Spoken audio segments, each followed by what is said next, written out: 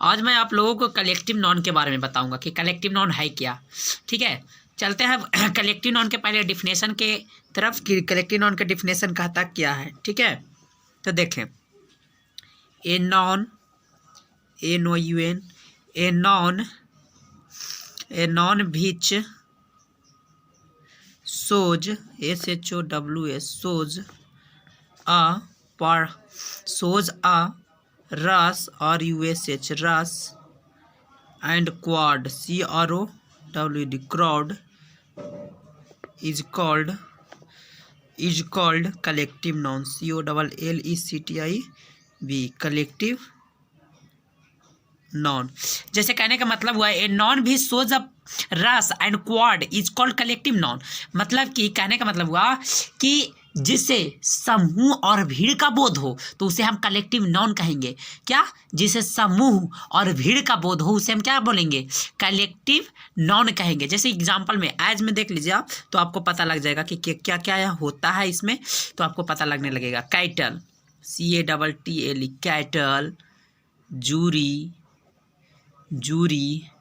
PEOPLE, people, committee, COMMITTE, committee, parliament, PARLIAMENT, parliament,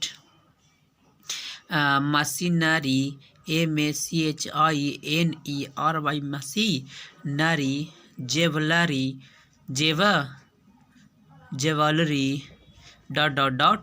ETC। जैसे क्या बोलेगा? जिसे समूह और भीड़ का बोध हो उसे हम क्या बोलते हैं? कलेक्टिव नॉन कहते हैं। तो कैटल मवेशियों का समूह है कि नहीं? जूरी न्याय समिति होता है, उसको अर्थ होता है। वहाँ भी जाएंगे तो आपको ढेरे सारे क्या बोलते हैं लोग मिलते हैं, मतलब जूरी का जो सदस्य होते हैं वहाँ ढेरे सारे होते हैं।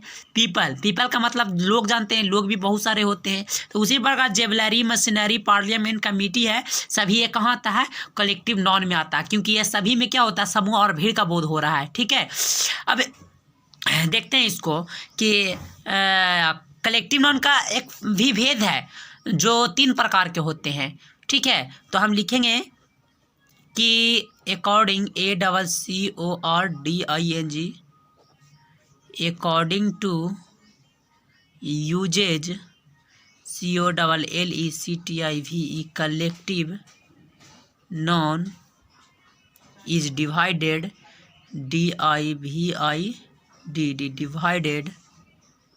into 3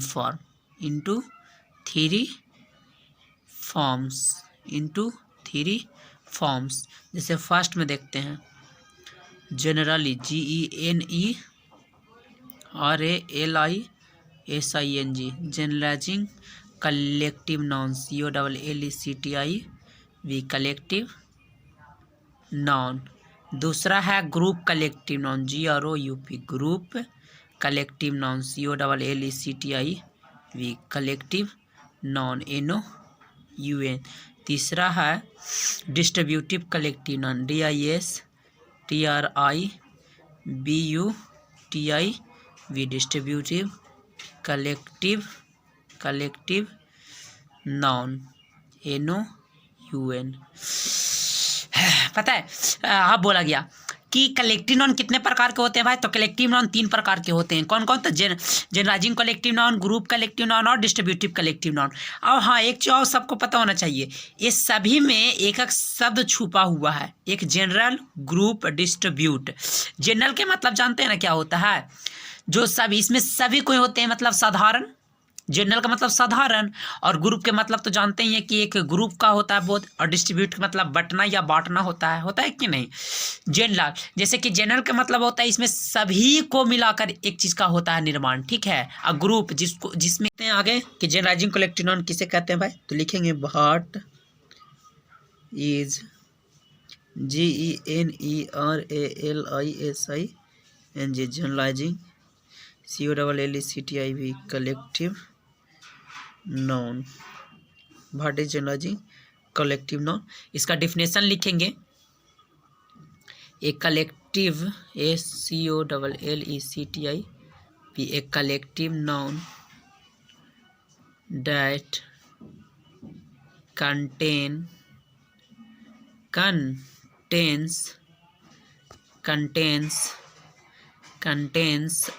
different different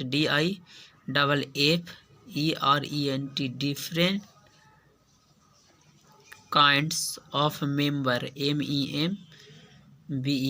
members in its self in its self।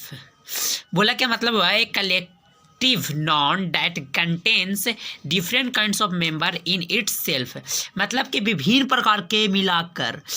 प्रकार के वस्तुओं को मिलाकर एक वस्तु का निर्माण किया गया हो, उसे हम जनरलाइजिंग कलेक्टिव नॉन कहेंगे। जैसे एज में देखिए तो आपको पता लग जाएगा कि कौन कौन है जनरलाइजिंग कलेक्टिव नॉन।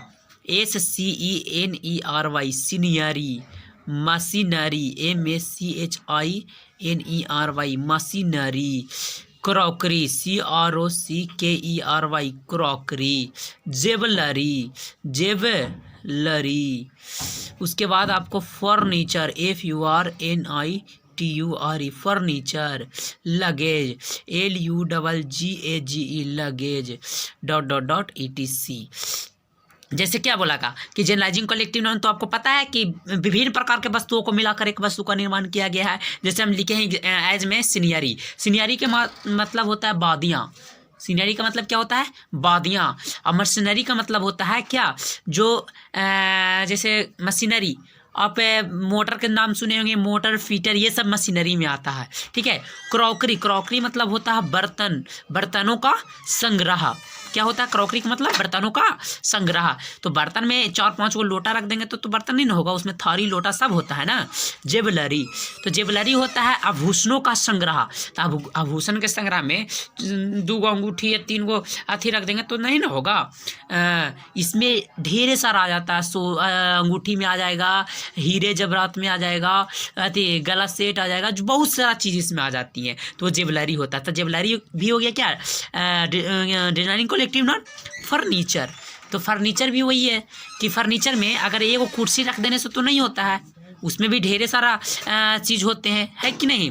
क्या बोल सकते हैं उसमें?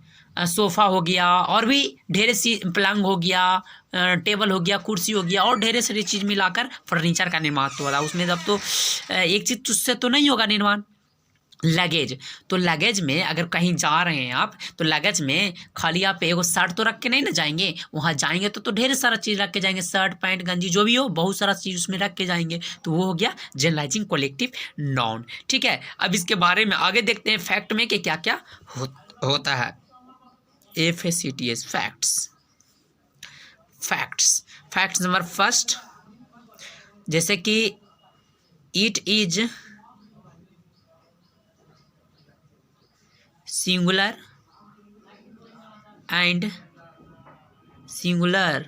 and gets singular verb, ठीक है।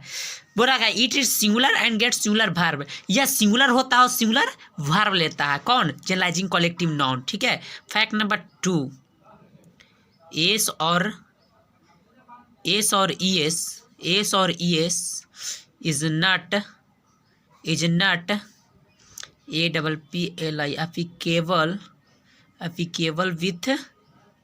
with it, मतलब इसके साथ एस या ES का प्रयोग नहीं किया जाता है। मतलब जनरलाइजिंग कलेक्टिव नाउन के साथ एस या ES का प्रयोग नहीं किया जाता है। अगर हम लिखे जेवलरी, तो जेवलरी को जेवलरीज में कन्वर्ट नहीं करेंगे, मशीनरी को मशीनरीज में कन्वर्ट नहीं करेंगे, ठीक है। इसके साथ कभी भी एस या ES का प्रयोग नहीं होता है। जैसे एग्जाम्पल देखिए, आपको समझ में आ जाएगा। एग्जाम्पल 1 में देखते हैं। He carries heavy luggage on this head। अब देखिए हम क्या बोले थे कि कभी भी जनरलाइजिंग कलेक्टिव नाउन में एस या ES का प्रयोग नहीं होता है। तो देखिए एस या ES तो ले लिया है ना अपने साथ, तो ये नहीं होना चाहिए, ये गलत है, ठीक है। तो हम इसको लिख सकते हैं, he carries heavy luggage on this head, ये हो जाएगा सही। ठीक है, अब दूसरा देखते हैं। जैसे लिखें कि the scenery, SCENERIES, the sceneries of Kashmir, KASH, और स्मीर are very attractive, affective, AFFIRACTIV, attractive, और eye catching, ATCHING, eye catching. हम क्या बोले, द सीनियरीज ऑफ कश्मीर और वेरी अफेक्टिव और आई कैचिंग। जो सीनियरीज है तो कभी भी सीनियरीज में कन्वर्ट होगा, क्योंकि सीनियरी मतलब होता है वादियाँ। अब वादियाँ जनरलाइजिंग कलेक्टिव नॉन में आता है, क्योंकि ये विभिन्न प्रकार को मिलाकर एक वादी का निर्माण न हो रहा है। तो क्या उसमें सीनियरीज में कन्वर्ट करेंगे? नहीं करेंगे। तो इसका सही आंसर क्या होगा? ये गलत हो जाएगा। इसका सही आंसर क्या होगा? The scenery, SCNER by the scenery of Kashmir, KASHMIR, Kashmir, और वेरी अट्रैक्टिव और आई कैचिंग, EY, और आई कैचिंग, CATCHING, कैचिंग। तो ये आपका क्या हो जाएगा? सही हो जाएगा। ठीक है।